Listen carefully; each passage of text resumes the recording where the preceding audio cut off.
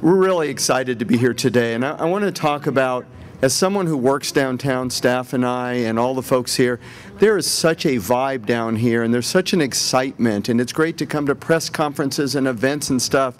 But the mayor and Scott are here to tell you about something that's going to really amp it up quite a bit, and this is going to be electric.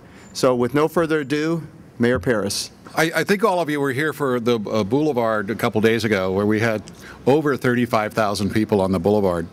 And the response from everybody I talked to was nobody could believe it actually happened.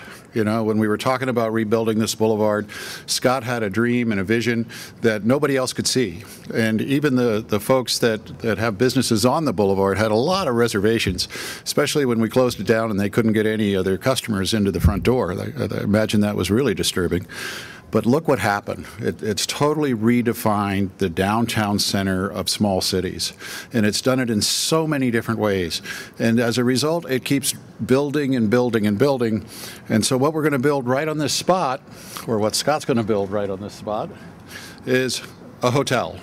A hotel with parking that'll solve the parking problem, and it'll also allow, I mean, we're starting to see a lot of people from all over the world coming to Lancaster because of the solar industry that's starting to take off, and we really don't have a great place for them to stay. You know, I mean, we got the Holiday Inn, we got, you know, the chain places. This is going to be something much different, and at the same time, they're going to be able to experience the boulevard and how you redefine a city and how you make a center and how you have to have a place for people to come and gossip and talk and share what's going on in their city for them to feel part of it. And quite frankly, we owe that to the vision of Scott Ehrlich. Nobody saw it. Nobody dreamed it could happen. He did. And it's been amazing to work with him because, you know, one day I came to him and I said, Scott, have you seen that theater down in Pasadena? 2 weeks later, he's building the theater, just like they have down in Pasadena. I mean, I've never seen anybody who can execute like he can, who can conceptualize of a vision, see that it's going to work, and then within a couple of weeks, you got sticks in the ground. I mean, where else does that happen? And with that, I'd like to turn it over to Scott Ehrlich. 3 years ago, I stood with a newspaper reporter who was very cynical and said, "You're going to build artist lofts. How do you know artists are going to come?" Well, we have artists who not only are coming, but they're coming from out of state to want to live in our artist community. 2 years ago, the same reporter said, okay, great, you have artists here, but what makes you think people are going to come to this boulevard? Well, for anyone who was here Saturday night, 35,000 people on this boulevard, it was incredible. Yeah. Last year, or maybe 18 months ago, the same reporter said, okay, great, a movie theater, what's going to make people come to that? If you've tried to get into the movie theater, we've had a number of sellouts. The movie theater is doing 50% more business than we ever thought it was going to do. So the cynics out there right now, a hotel on the boulevard. Why a hotel on the boulevard? The hotel on the boulevard will put the destination in Destination Lancaster. I keep saying, or Destination Boulevard for that matter, there's great hotels on the 14 freeway, but there's nowhere to walk from those hotels.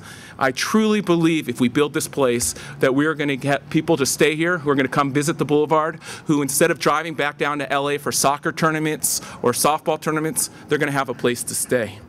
So this one is a no-brainer compared to all the other ones to me. I will say one thing, that since we built the boulevard, no less than 6 different cities have come up here wanting to replicate what we've done up here. And I say the same thing to each one of the cities, and I don't think anybody gets it. There's only one way to replicate what we've done up here, and that's truly by replicating the city council, the mayor, and the staff. Because without them, none of those cities, I mean, none of them are going to succeed. It takes a true effort from all of us to do this, and it's been said over and over and over again, but I don't think anyone actually truly understands the magnitude of this partnership.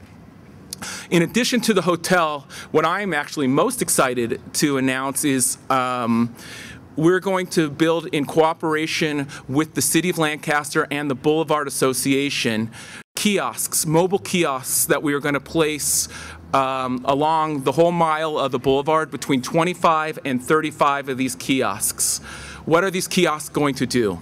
They are going to allow the local mom and pops, the local people, to have a place to sell their items.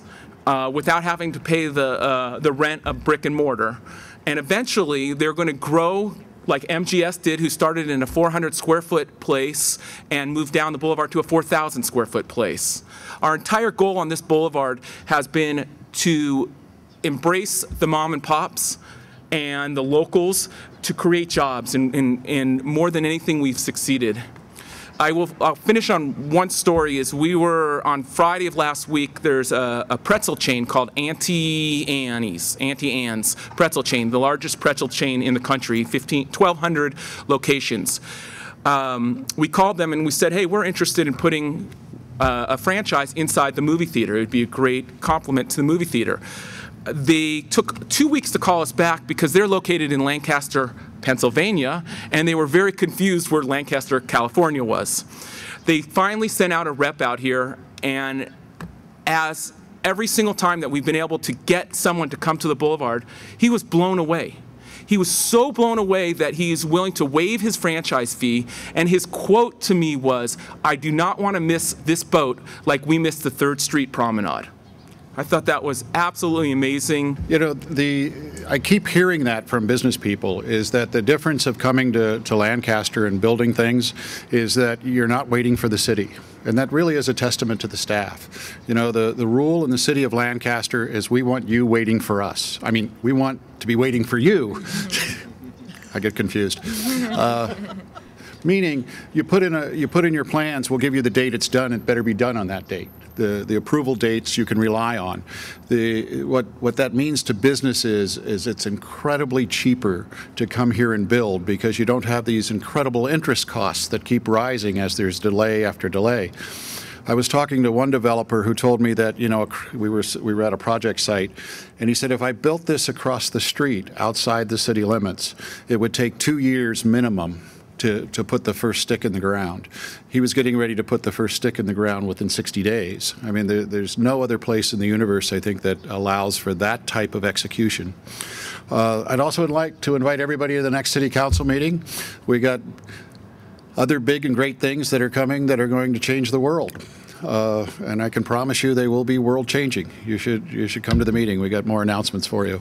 This is very exciting. I mean, it's an honor to even be part of the City Council at this moment when we have such wonderful growth with our community.